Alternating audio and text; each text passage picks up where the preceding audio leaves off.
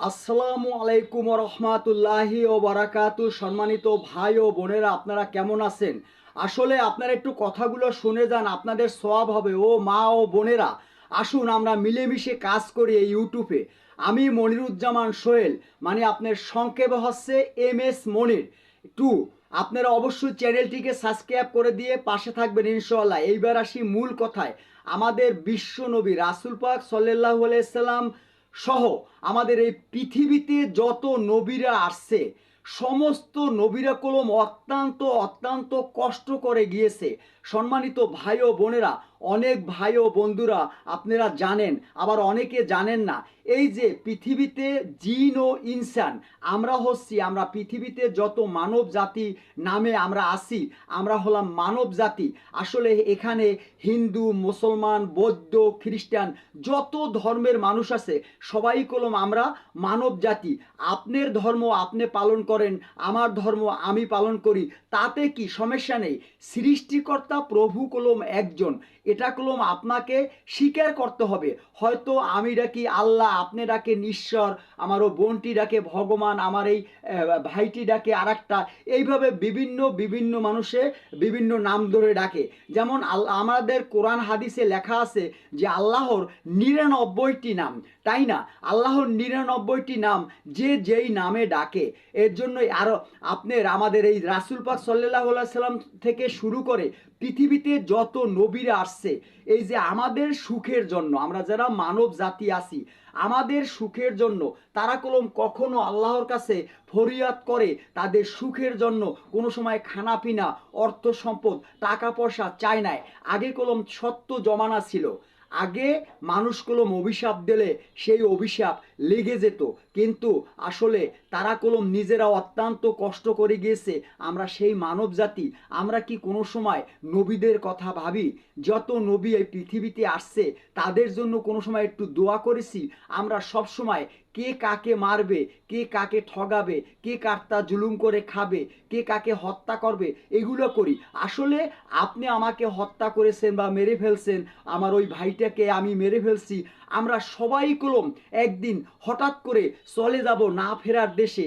দাদার বাবা চলে গেছে না ফেরার দেশে, দাদা চলে গেছে, আমার নিজের বাবা জন্মদাতা পিতা চলে গেছে। হঠাৎ করে আমিও একদিন চলে যাব না ফেরার দেশে, আপনিও একদিন চলে যাবেন না ফেরার দেশে। আমরা এখানে সবাই আসি, আবার চলে যাই, কিন্তু এই যে মাঝখানে রেখে যাই জুলুম, অবিচার, ন্যায় বিচার করি না।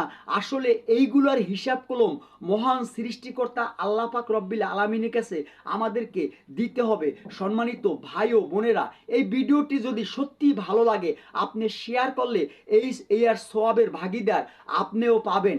আর আপনি যদি মুসলমান হন, তাহলে অবশ্যই অবশ্যই আপনি 5 ওয়াক্ত নামাজ পড়বেন, পারিলে মানুষের উপকার করবেন, আর না যদি পারেন কখনো কারোর ক্ষতি করবেন না।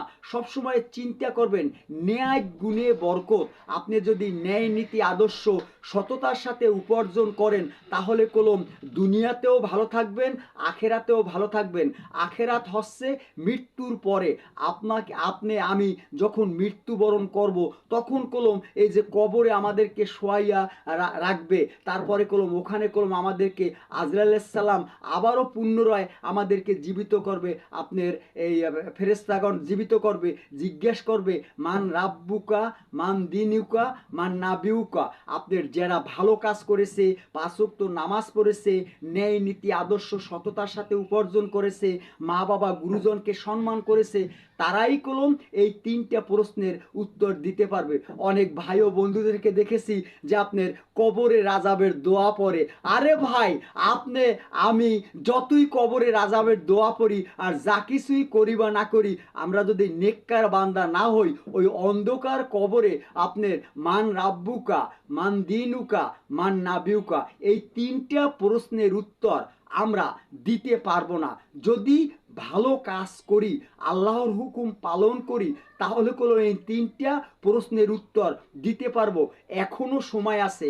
অনেক ভাই ও বন্ধুদেরকে দেখেছি, আমার অনেক বোনদেরকে দেখেছি যে আপনারা এই যে খারাপ ভিডিও করেন, একটিবার চিন্তা করেন, আপনি মুসলমান হন বা যেই কোনো ধর্মের হন, একটিবার আপনি চিন্তা করেন যে আপনি এখন কথা বলতেছেন, এখন ভিডিও তৈরি করেছেন, আপনি 10 মিনিট, 5 মিনিট, 1 সেকেন্ড এই পৃথিবীর বুকে বাঁচবেন সেই গ্যারান্টি আছে।